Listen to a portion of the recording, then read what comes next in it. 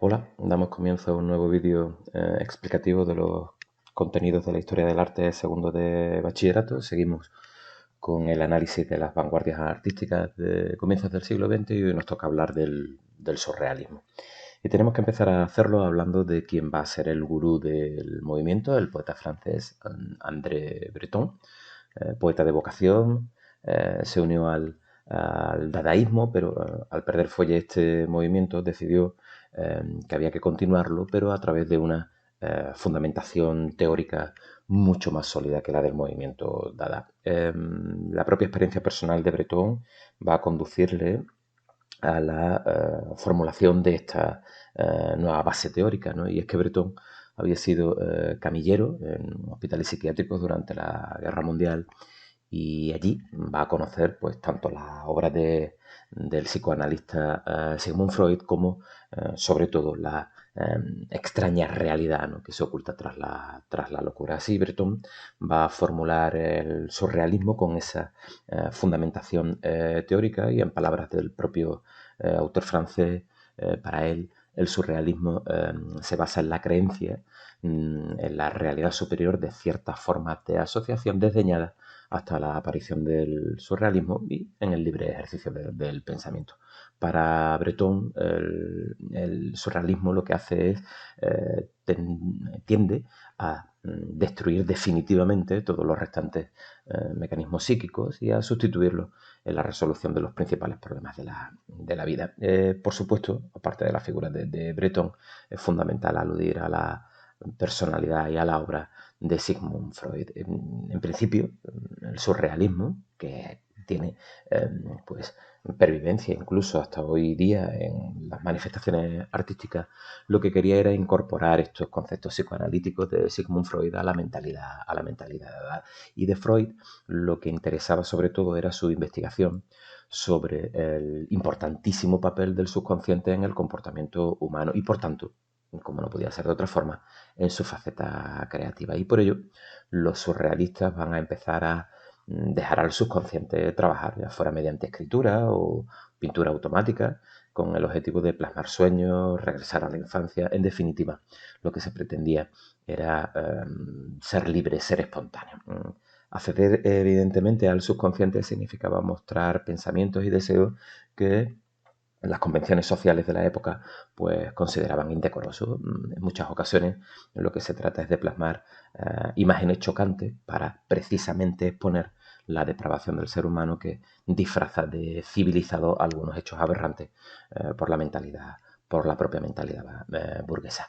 En sus comienzos el surrealismo era un proyecto esencialmente literario, pero poco a poco va a ir infiltrándose, va a ir eh, afectando, va a ir ejerciendo influencia a las demás disciplinas artísticas. Por supuesto, la pintura, la escultura, la fotografía, el cine. Y como esto del subconsciente es algo tan tremendamente personal, no podemos decir que exista un estilo surrealista, así con mayúsculas. Cada autor lo vivía a su manera, aunque es cierto que podemos distinguir en líneas generales dos formas de arte surrealista. La primera, la que se considera como una automática, espontánea y fluida, que tiene una serie de universos figurativos propios, y la otra corriente sería la naturalista, que muestra con figuración, a veces hiperrealista, el mundo de los sueños y el inconsciente. El arte surrealista suele ser, grosso modo, incongruente, onírico, desde luego muy original, en el sentido de que el artista muestra su faceta más individual, vinculada a ese mundo alejado de las barreras que establece la civilización y lo que puede ser decoroso o no en las manifestaciones de cualquier individuo. Es cierto que con el movimiento ya plenamente establecido en los años 30 del siglo XX y con muchos artistas extraordinarios apoyándolo, André Breton se va a convertir en una especie de censor de la pureza de su teoría hasta el punto de que va a realizar purgas a todo aquel que cuestionara sus postulados y de hecho va a expulsar del movimiento pues, a artistas extraordinarios, ¿no? Vamos a analizar muy brevemente algunos nombres importantes del movimiento pictórico en el surrealismo antes de centrarnos en la figura capital para segundo de bachillerato, que es la de Salvador Dalí. El primer autor que tenemos que analizar muy brevemente es la figura de Max Ernst, este pintor alemán que va a querer representar en su obra el mundo de los sueños. Va a ser un surrealista militante y va a llevar este movimiento pues, por todo el mundo. Para él, la parálisis ante un lienzo en blanco se solucionaba de una forma muy sencilla y era sacando material del subconsciente del artista. Un artista impredecible, siempre va a seguir una línea perdón, muy experimental, nunca va a hacer lo que se esperaba de él y va a manifestar públicamente que lo que trataba de hacer era huir de lo que él llamaba la ceguera de la razón. Esta es una de las imágenes, una de las obras más famosas de Ernst. Además se refiere directamente a un caso político. Estamos hablando de un cuadro que hace referencia a un acontecimiento que es la victoria de los republicanos en España en la década de los 30 y en la que el artista nos muestra un paisaje desolado, una referencia, ¿no?, también a la España tras la guerra civil, como ya hiciese Pablo Picasso en el Guernica, y el paisaje aparece dominado por un gran monstruo en el que se aprecian referencias a un gran buitre que avanza pues aparentemente dispuesto a devorar a su presa, ¿no? En el rostro del monstruo se deja casi ver, ¿no?, una sonrisa de satisfacción, esta postura amenazadora, y con estos movimientos expresivos parece dispuesto a arrasar todo lo que se encuentre a su paso.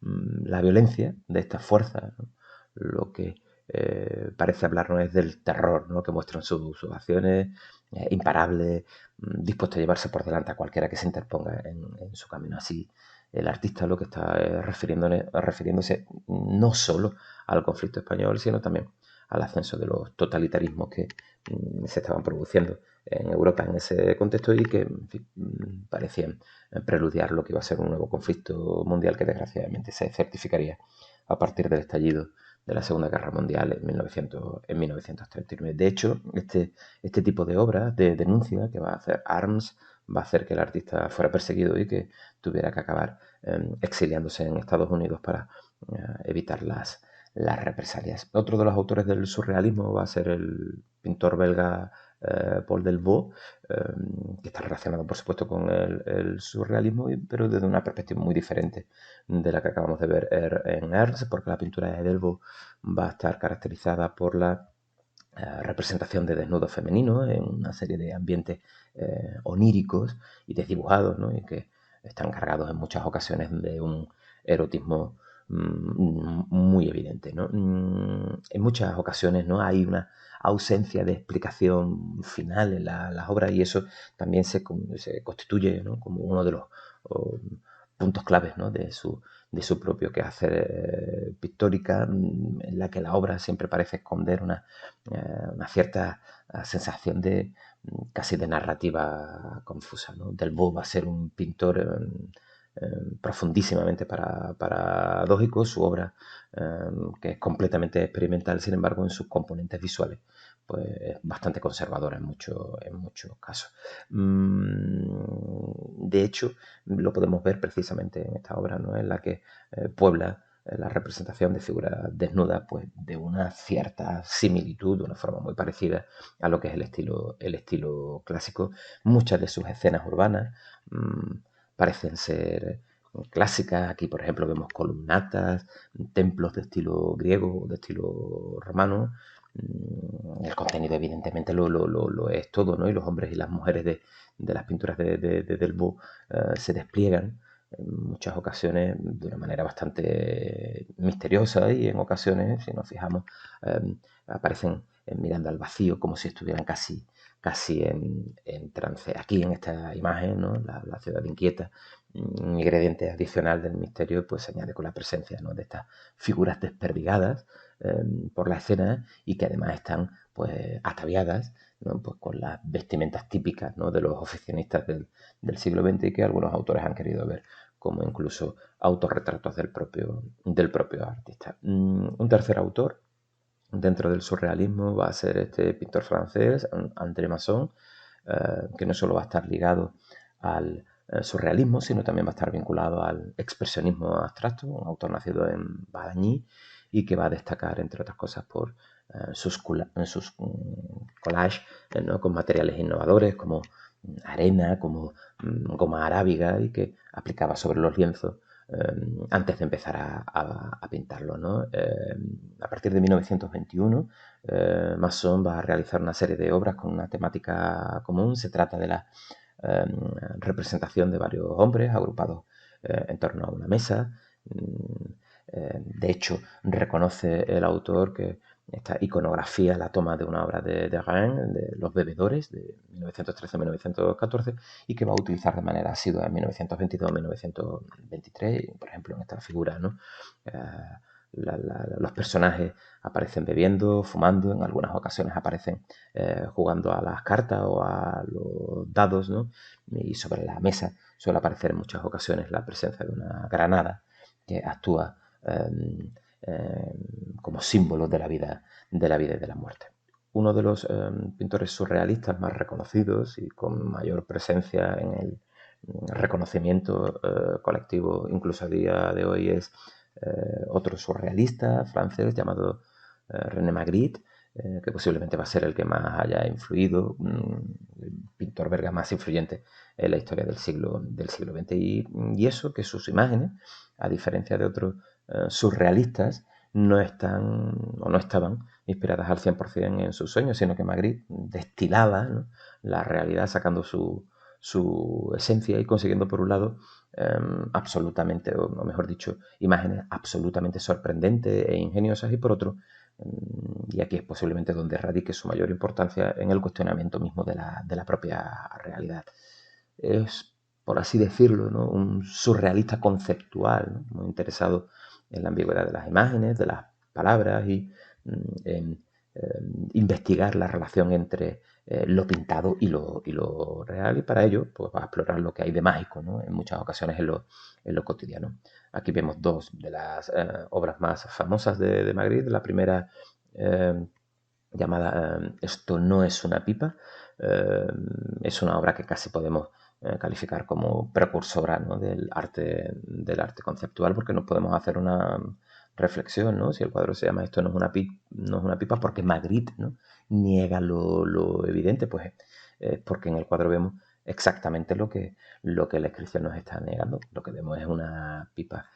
Pero lo cierto es que esto no es una pipa, sino la representación de una pipa. Y ahí es donde está la clave. Magritte lo que nos viene a decir es que si no es por la inscripción que se encuentra en la parte inferior de la obra, el cuadro sería simple y llanamente una pipa, pero al negarlo con palabras, lo que hace es cuestionarnos la realidad, la representación, cuestionarnos incluso el propio lenguaje. En la segunda obra que vemos, la famosísima obra de los amantes, aquí dos personas sin identidad se besan tras dos velos que aparentemente están húmedos. Es un amor secreto, lo que viene a decir es un amor prohibido. Dos desconocidos que se besan sin conocerse, la insensibilidad del amor, el amor ciego, muchísimos planteamientos. La idea es que Magritte no explica absolutamente nada y solo nos deja esa sensación de asfixia, que es quizás, ¿no?, un síntoma como cualquier otro para explicar o para ilustrar un amor. El artista evidentemente está jugando una vez más con la idea de interior, exterior. Incluso esto no sabemos si está, este azul es una pared, es el cielo. Juega con esa idea, ¿no?, de romper bloques, y sobre todo de esa conceptualización del surrealismo tan propia de este pintor belga. Otro de los surrealistas importantes es el barcelonés Joan Miró, pintor, escultor, grabador, ceramista también. Va a ser uno de los pioneros del surrealismo en su vertiente más automática, en su vertiente más infantil, en la que para el autor el subconsciente era un enorme campo de juegos, o un juguete muy parecido a lo que él defendía que había tenido en la infancia. Va a tener unos inicios muy eclécticos, va a hacer con las vanguardias, y en su primera obra pues va a mostrar fuertes influencias del fauvismo, del cubismo, del expresionismo y, en fin, poco a poco va a ir dándole ese toque tan naif, ¿no?, propio de su producción y que así se le reconoce. Es cierto que va a descubrir en París el poder de lo onírico y va a acabar con los métodos convencionales que hasta ese momento había manifestado en su pintura. En 1924 va a ser uno de los firmantes del manifiesto surrealista y a partir de ahí pues va a incorporar a su obra estas formas infantiles, automáticas, signos caligráficos, y a lo largo de su propia producción se va a ir haciendo cada vez más abstracta, más simple, con formas más infantiles, y su paleta queda reducida pues a colores primarios, a formas primarias, y esto también se ve en sus esculturas y en sus cerámicas. Es cierto que se ha visto que su obra, ¿no?, pues roba, ¿no?, elementos de la infancia, pero también, por supuesto, de la cultura popular. Hay mucho de simbolismo, de pinturas, representaciones de pájaros, de estrellas, las figuras femeninas, ¿no?, que refleja una cierta visión, ¿no?,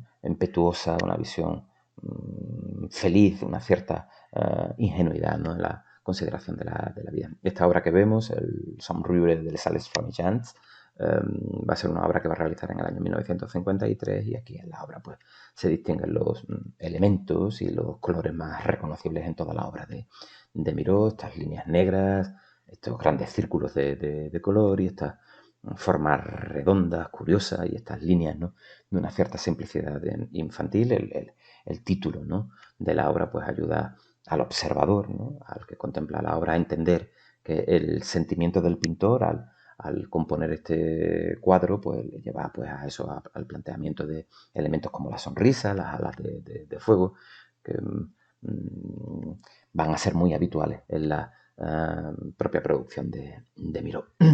Otro de los autores del surrealismo va a ser la obra de Yves Tanguy, un pintor surrealista de formación autodidáctica, ¿no? Mezcla, ¿no?, de distintas tendencias, de distintos autores. Va a estar imbuido, ¿no?, protagonizado por una desbordante imaginación que va a hacer que desarrolle una obra fascinante, ¿no?, en la que predominan pues los paisajes solitarios, paisajes abstractos, un mundo onírico.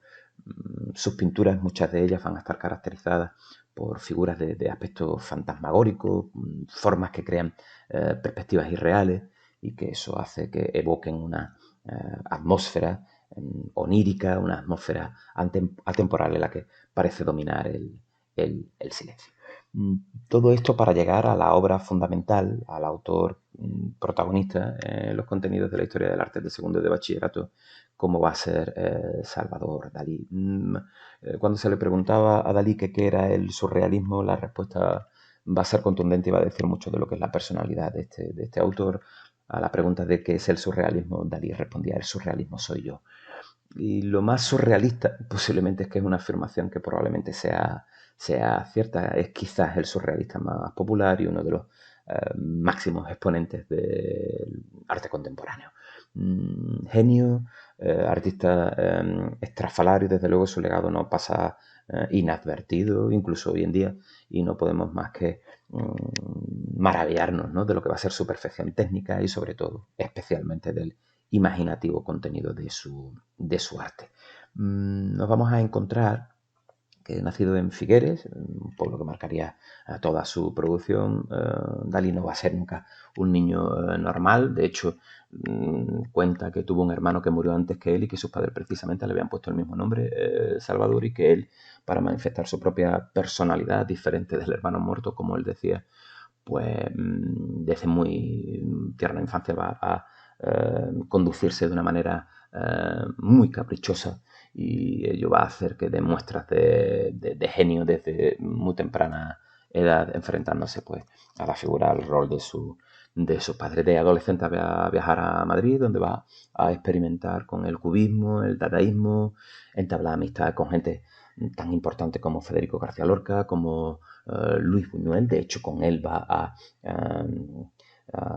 desarrollar una obra cinematográfica importantísima dentro de la corriente surrealista, como va a ser el perro andaluz o la Edad de Oro. Dalí no solo se va a dedicar a la pintura, abarca su creatividad, el cine, la escultura, el diseño, entre otros, por ejemplo, el logo de Chupa Chups, la escritura. La idea es que va a ser un personaje extraordinariamente singular, su pelo largo, las patillas, el bigote no pasan desapercibidos ya en el Madrid de los años 20, de esa famosísima residencia de estudiantes, y va a llegar a ser un personaje en el que su vida y su obra casi llegaron a ser la misma cosa y acabó convirtiéndose en una especie de showman, casi, ¿no?, obsesionado por la promoción de su propia figura. No se podría decir que va a ser un pionero, ¿no?, de lo que va a ser los happenings, el pop art, un personaje provocador, imprevisible, casi rayando la locura. Va a ser en París, donde Dalí llegue ya a convertirse en una personalidad. De hecho, va a ser el momento en el que conozca a su pareja, la que le va a Gala, la famosísima Gala, que va a actuar como equilibrio de Dalí, la que va a ejercer un gran control sobre la carrera artística y que va a erigirse en su propia marchante, en la que se convierta no solo ya en su esposa, sino sobre todo en su musa, en su cuidadora. Su particularísima personalidad va a hacer que en 1934 sea expulsado del movimiento surrealista por Breton, al cual va a ver como un personaje abominable a partir de ese momento, y de hecho hay muchísimas frases, ¿no?, contundentes que Dalí le dirige a Breton para que entendamos la personalidad del artista. Por ejemplo, una de las más famosas es la que dice: la diferencia entre los surrealistas y yo es que yo soy surrealista, ¿no? En 1940 se va a trasladar a Estados Unidos, donde encaja perfectamente, ¿no?, con el ambiente estadounidense. En Hollywood va a ser acogido con los brazos abiertos y va a colaborar con el propio Walt Disney, con Hitchcock, con los hermanos Marx. Va a ser un auténtico personaje, va a ser portada de revistas de tirada mundial.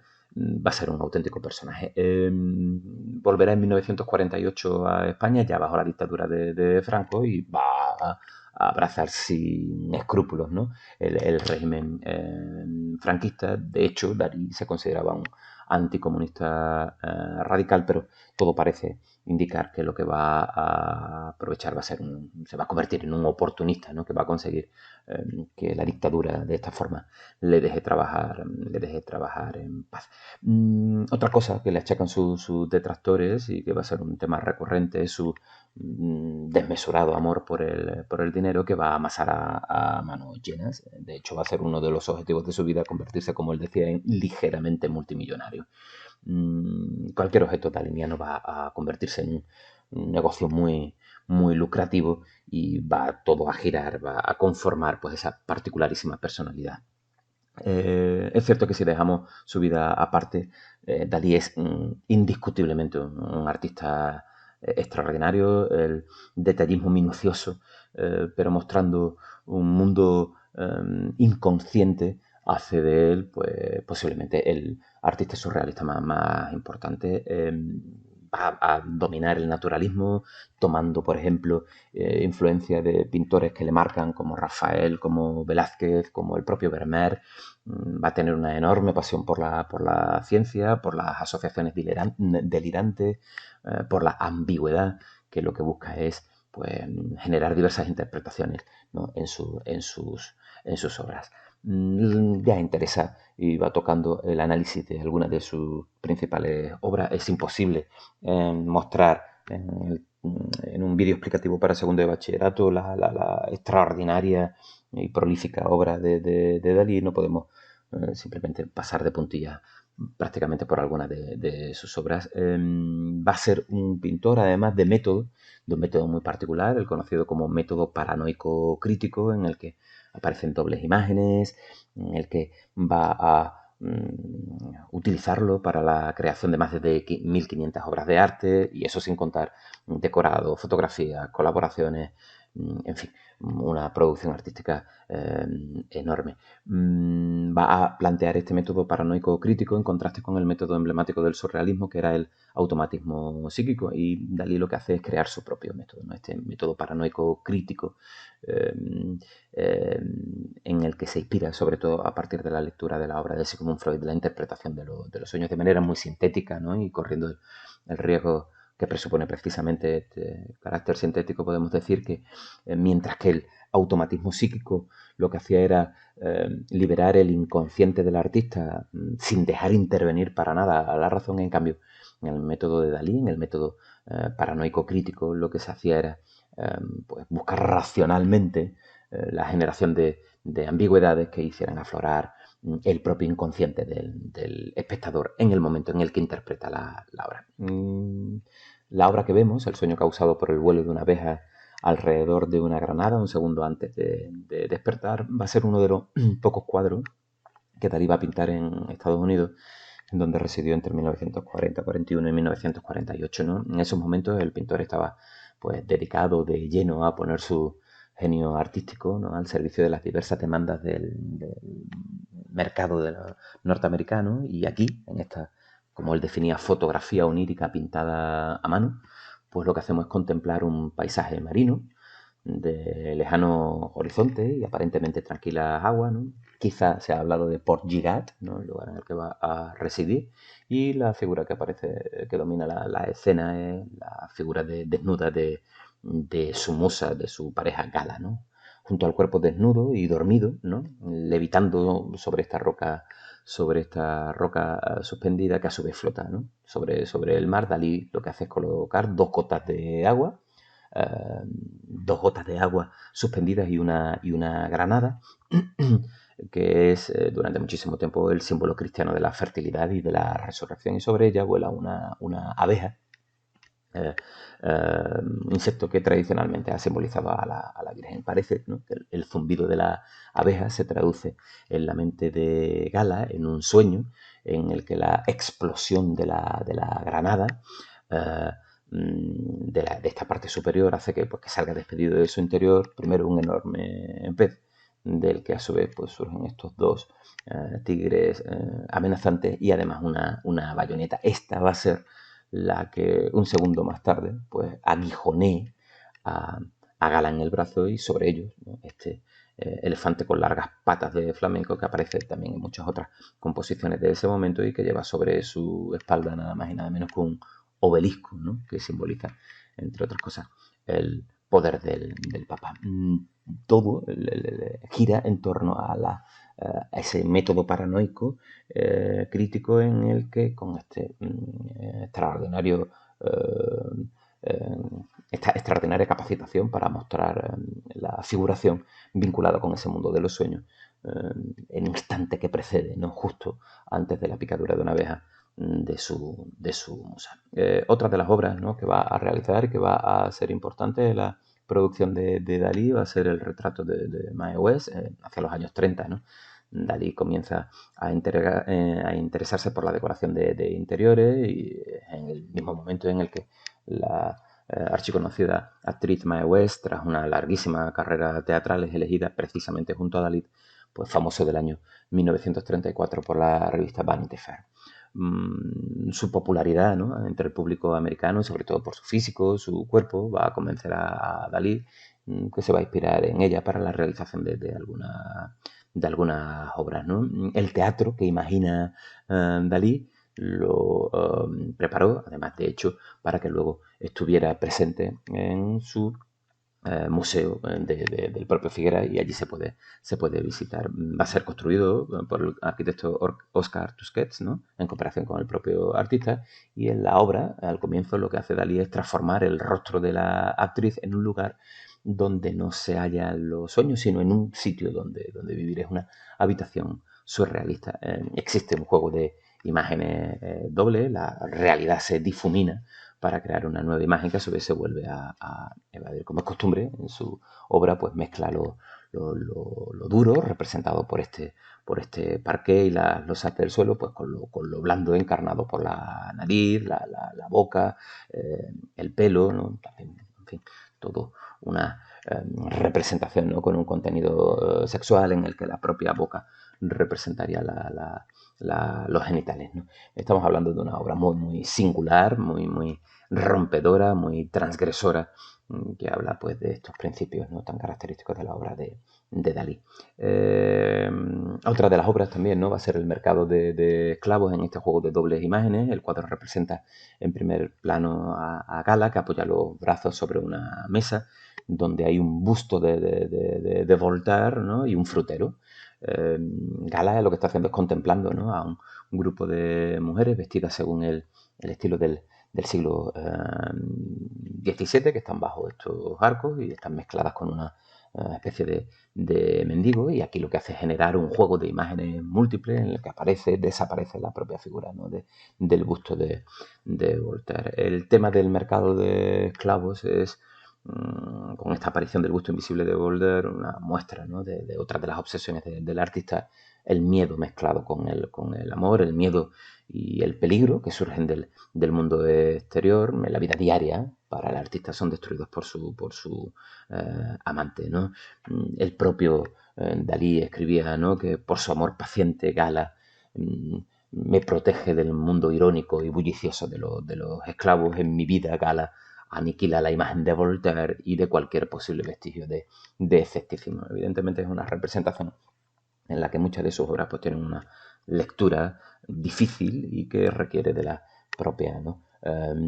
Interpretación del autor. Ya hemos dicho que su particularísima forma de proceder y en muchos casos sus coqueteos con el fascismo hicieron que fuera expulsado de esa ortodoxia surrealista de la mano del propio creador del movimiento, André Breton, pero eso no va a significar que Dalí dejara de prodigarse en este sentido, ni mucho menos, aunque es cierto que antes de entrar en el movimiento surrealista ya era un autor notable. Esta obra de Muchacha en la ventana, que podemos ubicar en su periodo de formación, que va aproximadamente entre 1922 y 1926, y ya ahí el artista pues se nos muestra como un pintor muy, muy, muy perfeccionista, algo que sin duda está relacionado con su carácter obsesivo, ¿no? En este caso, en este tiempo, su obsesión era su hermana y la contemplación de la costa, algo que por lo que se ve obsesionaba a los dos. El cuadro mismo es prácticamente, ¿no? La ventana, no hay ningún objeto, además de la cortina que recuerde el espacio donde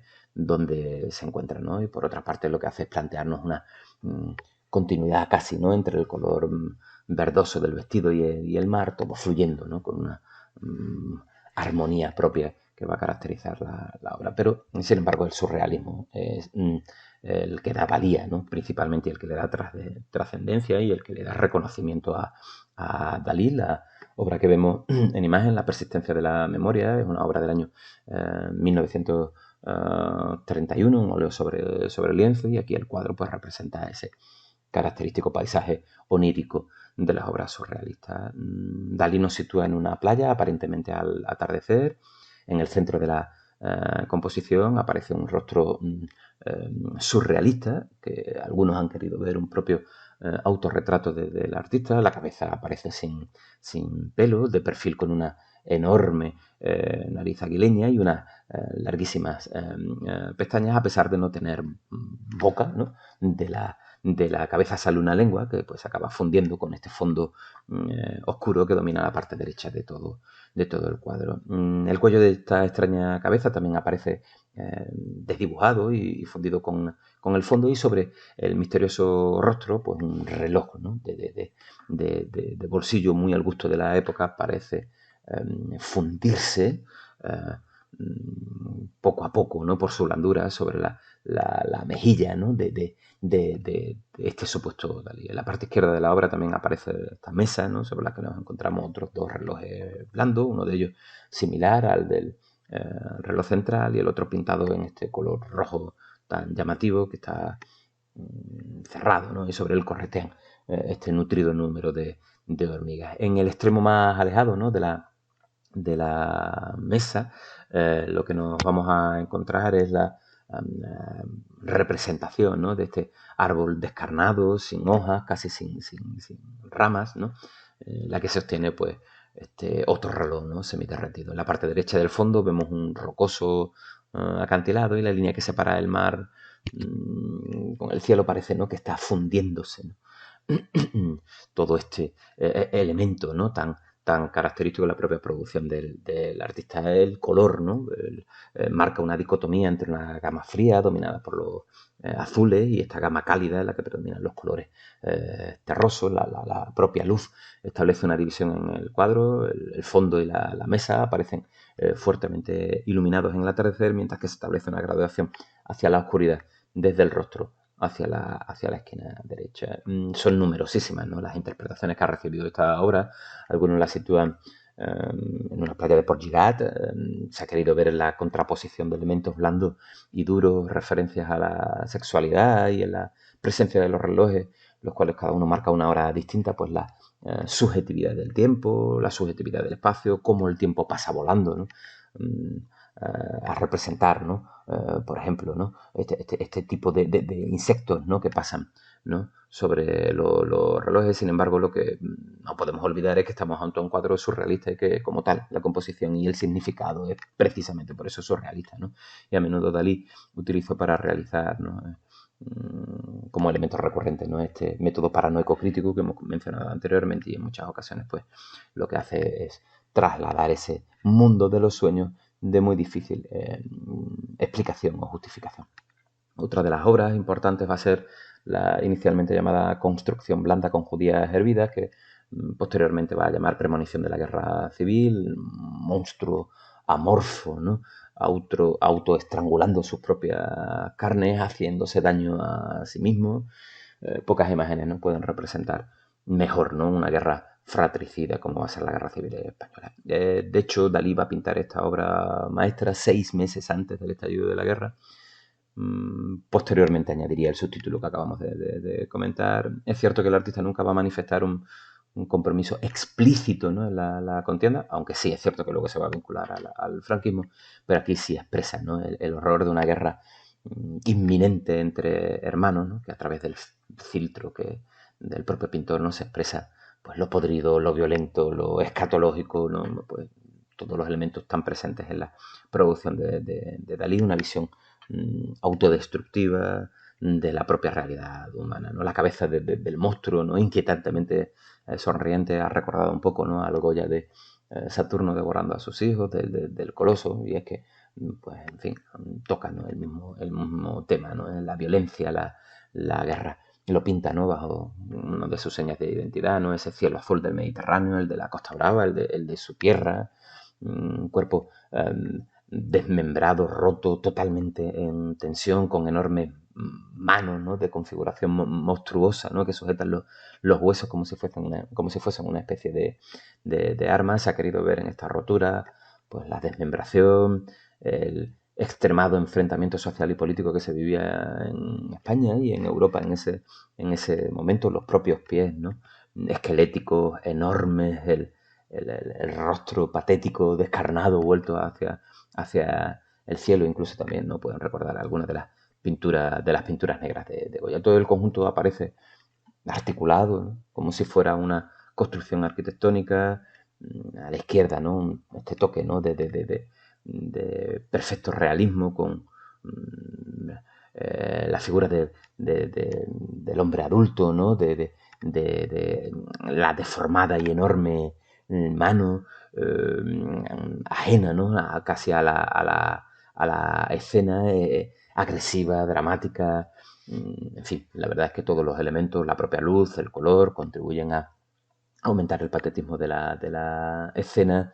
Las propias habas, ¿no?, en primer plano, ¿no?, que se pierden en el suelo sucio, en el suelo oscuro. Una obra pues que va a alcanzar evidentemente protagonismo notable por el hecho de vincularla y de ponerle, ¿no?, como título, una vez estallada la guerra civil, el hecho de convertirla casi en un presagio. Y hasta aquí el análisis de la obra de un artista tan singular, tan extraordinario, tan particularísimo como Salvador Dalí.